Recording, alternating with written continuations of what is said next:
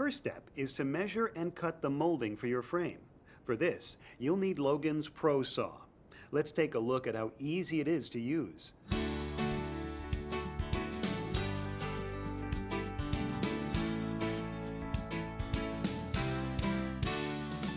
The Pro Saw, model F100-2, has been specifically designed for cutting picture frame molding.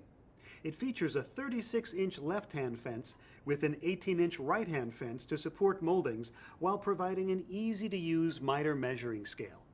An adjustable locking stop provides for the quick and accurate cutting of additional pieces of molding that are to be the same length. First, let's get familiar with the pieces that you'll find when you open the Pro Saw box. The parts include the baseboard and saw base with angle pivot, a right-hand fence, a left-hand fence with extension, 2 clamps with rods, the saw itself with handle to be attached, a fence stop, and various hardware including 2 wrenches to help with assembly and a support leg for the fence extension. Begin the short assembly process by first adjusting the tension on the rotating pivot handle. To do this, lift up on the pivot handle and rotate the angle pivot. There should be some drag on the angle pivot when rotating. Adjust the pivot screws as needed. It is important to note that the amount of drag on the angle pivot increases the amount of accuracy of the cut. Once adjusted, it's time to install the clamp rods. Insert the flat end of the first clamp rod into the hole in the baseboard. Align the hole in the clamp rod with the hole in the back of the saw base. Secure the clamp rod to the base by inserting a rod screw through the base and into the rod through a rod spacer. Tighten the rod screw by using the wrench provided while holding the nut in place. Repeat the procedure for the second clamp rod. Next, set the right side fence onto the saw base and attach by screwing in the 2 thumb screws into the fence. Next, tighten the thumb screw on the front side of the base into the indentation in the edge of the fence. Now, repeat the steps for attaching the left fence to the base. To attach the extension fence, slide the connectors that extend from both the extension and the left fence into each other's receiver. Tighten the thumb screw on the back of the fence, then turn the Pro Saw onto its side to tighten the bottom thumb screw.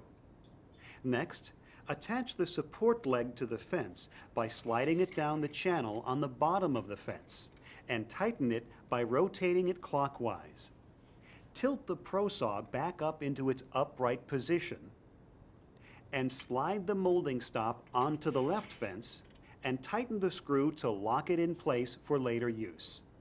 Using the bolts provided in the handle, attach the handle to the saw.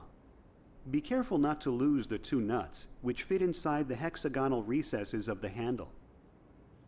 Next, remove the plastic spacer from the alignment rods and slide the saw onto the rods with the saw handle on the same side as the pivot handle. The remaining holes in the baseboard are for those wanting to mount their Pro Saw to a work table. Mounting screws are provided. Drill 1/4 inch pilot holes into the table for the bolts.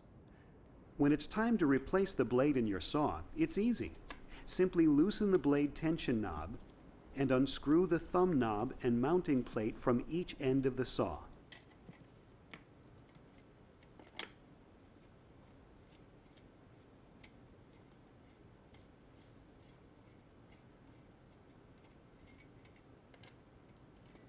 The blade can now be removed from the saw. Finally, reassemble with a new blade, making sure that the blade's teeth are facing away from the handle.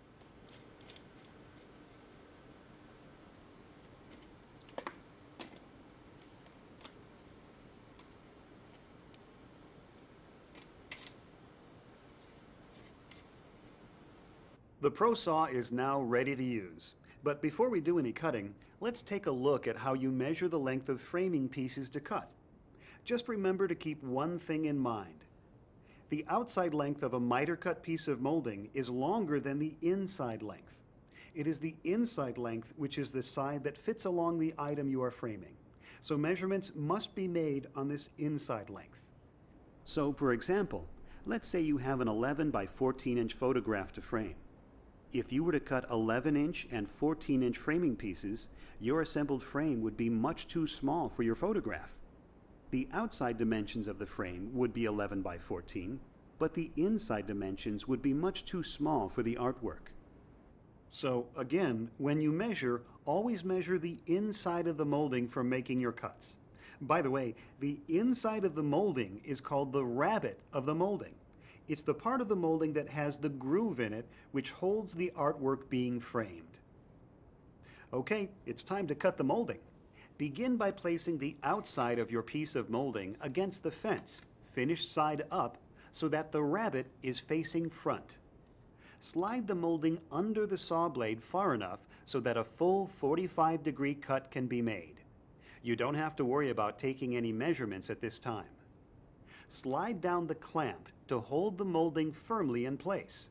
To do so, first adjust the block height, then screw down the foot onto the molding. For the best cut, be sure to set the foot as close to the saw blade as possible. For miter cuts, set the angle pivot to 45 degrees on the right side. Do this by lifting the pivot handle up and rotating the angle pivot until the angle block arrow lines up with the 45-degree mark. Make sure that the angle pivot locks into place. Finally, slide the saw down and cut the molding. Accuracy will be improved and cutting will be easier if you use long, full strokes and a seesaw cutting motion. This also helps to clear chips from the teeth of the saw blade. To make your second cut, which will also cut your piece to length, begin by releasing the clamp. Then, slide the cut edge of the molding over to the desired dimension. Remember to take your measurement from the rabbet edge of the molding. Align the rabbet corner on the scale dimension. Be sure to add 1/8 of an inch for clearance.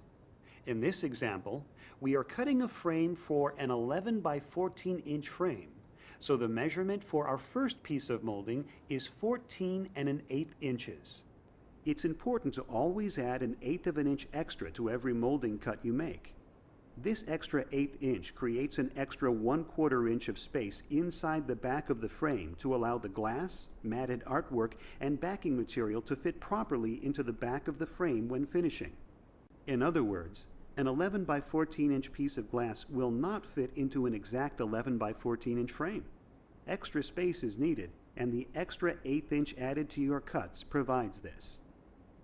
Now, slide the stop against the molding and tighten. This stop assures consistent results when you cut your second 14 1/8 inch piece of molding. Next, secure the molding in place by clamping down the molding on both sides if possible. Rotate the angle pivot to 45 degrees on the left side, and you're ready to cut. Once again, make sure you cut using a rocking seesaw-like motion.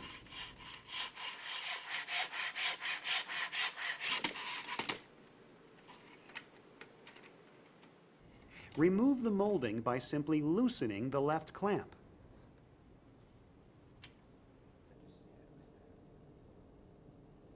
Cutting your second piece of molding of the same length is even easier than the first because the stop is already in place, assuring that the lengths will match. And that's all there is to using the Picture Framing Pro Saw.